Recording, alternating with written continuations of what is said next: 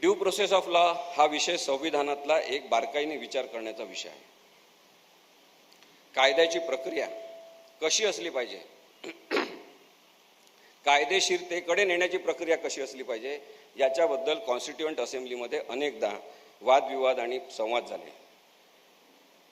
Doctor आंबेडकरांनी घटना लिहिली, पण त्यानंतर त्यांनीच आर्टिकल 15 मधल्या अनेक शब्दांवर आक्षेप घेतले, वर्डिंगवर आक्षेप घेतले आणि सांगितलं की मला आता वाचल्यावर कळते आणि लक्षात आलेलं आहे की आर्टिकल 15चा आवाका वाढवला पाहिजे.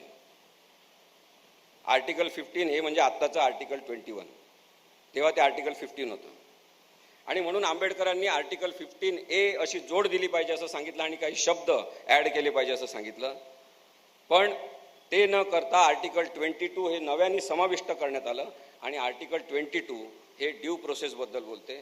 पहिल्यांदा कुणाच्या तरी संविधानामध्ये क्रिमिनल जस्टिस सिस्टीमशी संबंधित जे मगाशी आशिष भाऊंनी उल्लेख केला की आरोपींचे अधिकार, विक्टिमचे अधिकार, चौकशी ज्याची होणार आहे त्याचे अधिकार आणि जो तक्रार करणार आहे त्या सगळ्यांचे अधिकार, या सगळ्यांच्या अधिकारांसंदर्भातलं संरक्षण प्राप्त करून देण्यासाठी कोणतंही कारण नसेल तर कुणाला अटक केली जाणार नाही.